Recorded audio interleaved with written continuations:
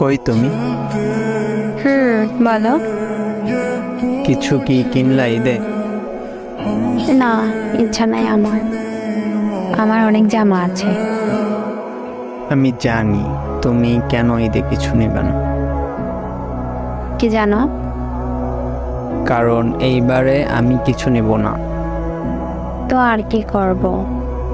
তোমাকে ছাড়া আমি নতুন জামা পরে কাকে দেখাবো? আরে এমন করো কেন? তোমার পরিবারে তো কোনো সমস্যা নেই, তুমি তো নিতে পারো। আমি সারা জীবন পরিবারের সাথে থাকবো না, তোমার সাথেই থাকতে চাই। তাই তুমি যেমন করে চলবে, আমিও তোমার মতো করে চলবো। আচ্ছা বুঝলাম। বলো কি কালার পাঞ্জাবি নেব? সত্যি পাঞ্জাবি নিচ্ছ? আমার থেকে তোমার চয়েস ভালো। তুমি কেনার পর আমাকে বলিও। আচ্ছা ঠিক আছে। আরেকটা কথা, বেশি দাম দিয়ে পাঞ্জাবি কেনার দরকার নেই। কিন্তু কেন?